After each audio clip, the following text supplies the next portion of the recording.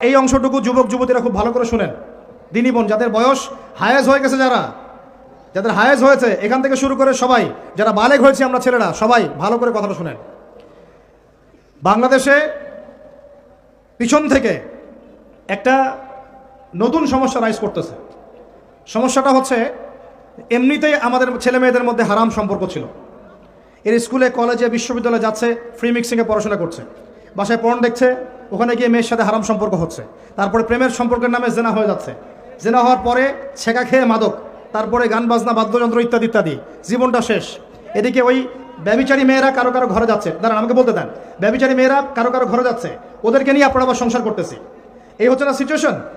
একজনের 5টা গার্লফ্রেন্ড, একজনের 4টা গার্লফ্রেন্ড, আরেকজনের 3টা বয়ফ্রেন্ড, 4টা বয়ফ্রেন্ড, এই ধাপগুলো পার হয়ে এরা সংসারের জীবনে আসতেছে যখন বয়স হয়ে যাচ্ছে 25-30। সমস্যা কিন্তু এটা ম্যাক্সিমাম সবার ক্ষেত্রে হচ্ছে বলবো না, অনেক একটা বড় অংশ এই সমস্যা ফেস করতেছে। এর মধ্যে এই ফ্রি মিক্সিং এর মধ্যে শুরু হয়েছে নতুন একটা জিনিস, যে ভালোবাসার আবার লিঙ্গ কি, ভালোবাসার আবার এখানেই শুরু হয়েছে ছেলে ছেলে জেনা করা এবং মেয়ে মেয়ে জেনা করা।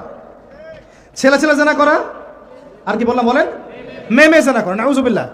এটা কমে লুত, এর শাস্তি আসবে যদি আমরা তওবা করে ফিরে না আসি।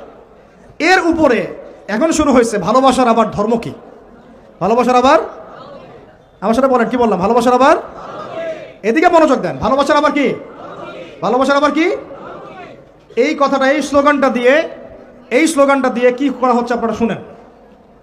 অমুসলিম ছেলে মুসলিম মেয়ের সাথে প্রেম করতেছে, অমুসলিম ছেলে মুসলিম মেয়ের সাথে প্রেম করতেছে, বলতেছে ভালোবাসার আবার ধর্ম কি, তুমি আমি একে অপরকে মহব্বত করি, ভালোবাসি, এর মধ্যে ধর্ম আসবে কেন?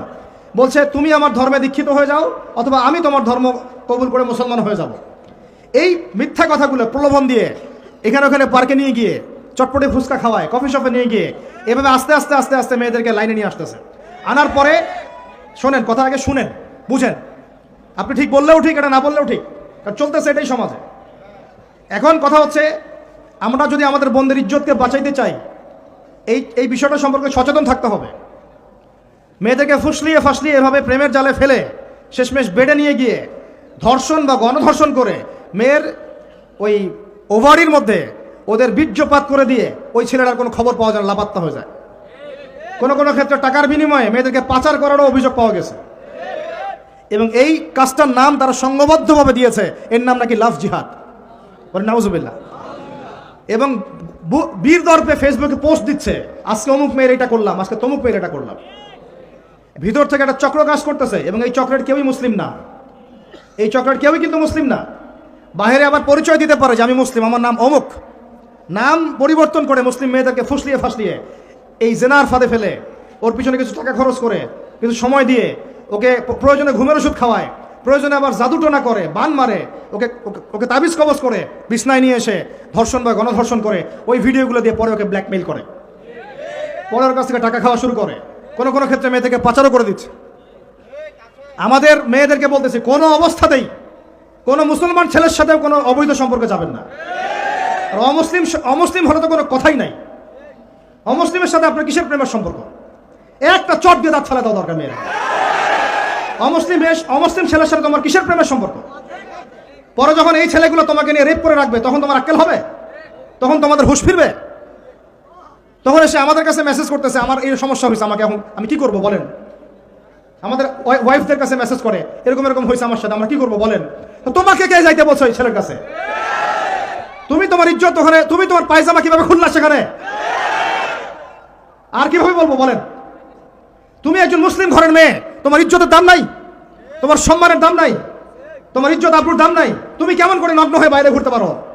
তুমি কেমন করে একটা অমুসলিম ছেলের সাথে প্রেমের সম্পর্ক করতে পারো? কিভাবে তুমি একটা অমুসলিম ছেলের সাথে বেড়ে যেতে পারো? তার সামনে তোমার পায়জামা কেমন করে খুলতে পারো তুমি? আমার ল্যাঙ্গুয়েজ আপনি রাগ করেন না, আমি খুবই ফেড আপ এদের উপরে। একটা মেয়ে একটা মুসলিম ছেলের কাছেই তো যাইতে পারবে না অবৈধভাবে।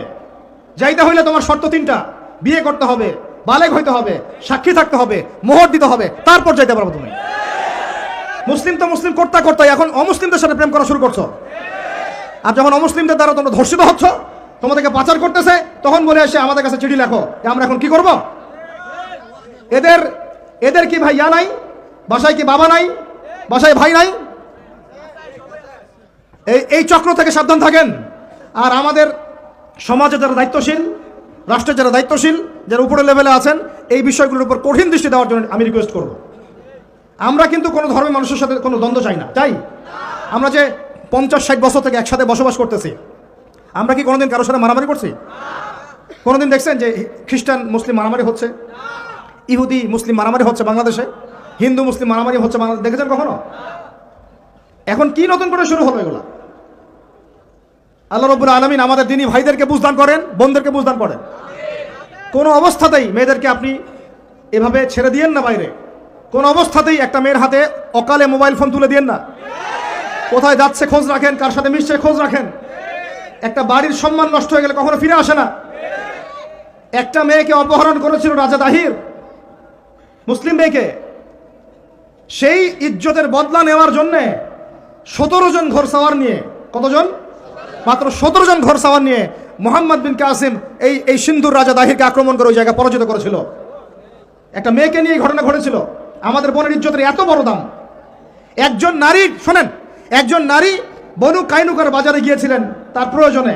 ইহুদি তার শ্লীলতাহানি করেছে, তার সতর খুলে দিয়েছিল একজন ইহুদি। এটা দেখে একজন মুসলিম ভাই সেখানে থাকতে না পারে ওই ইহুদির গর্দান নামিয়ে দেয়। এই ইস্যুকে কেন্দ্র করে ইহুদিরা মিলে ওই ভাইকে শহীদ করে।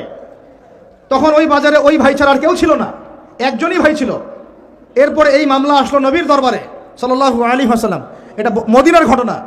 নবী সাল্লাল্লাহু আলাইহি ওয়াসাল্লাম ওই সাহাবীকে তো দোষারোপ করেনই নাই, ওই সাহাবীকে দোষারোপ করেন নাই, বরং নিজে বর্ম পরে অন্য সাহাবীদেরকে বলেছেন, তোমরা বের হও, আমরা বনু কাইনুকা আক্রমণ করবো, ওকে এখান থেকে বের করে দেব।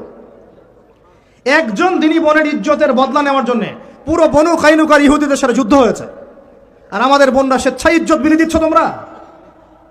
তোমরা হচ্ছে মাটির তলে চলে যাও, তোমাদের বেঁচে থাকা চেয়ে মাটির তলে চলে যাও। তোমরা নিজেরা স্বেচ্ছায় ইজ্জতের বিসর্জন দিচ্ছ। আমি ইয়াং ছেলেপেলেদেরকে বলছি, ভাই, আমরা আসছি আল্লাহর ইবাদত করতে, এখানে আল্লাহর দিনকে জিন্দা করতে, আল্লাহর দিনকে সমাজে কায়েম করতে। জিনার সাথে আমাদের কি সম্পর্ক থাকতে পারে? পর্নের সাথে আমার আপনার কি সম্পর্ক থাকতে পারে? আপনার আমার এরকম হারাম সম্পর্কের সাথে কি সম্পর্ক থাকতে পারে? এগুলো কোনো অবস্থাতে আমরা ধার কাছে যাবো না ইনশাআল্লাহ। আল্লাহ রাব্বুল আলামিন আমাদের ভাইদেরকে বুঝদান করেন, বোনদেরকে বুঝদান করেন। আমি যা বলেছি আমাকে আমল করার তৌফিক দান করেন, আপনাদের সবাইকে আমল করার তৌফিক দান করেন।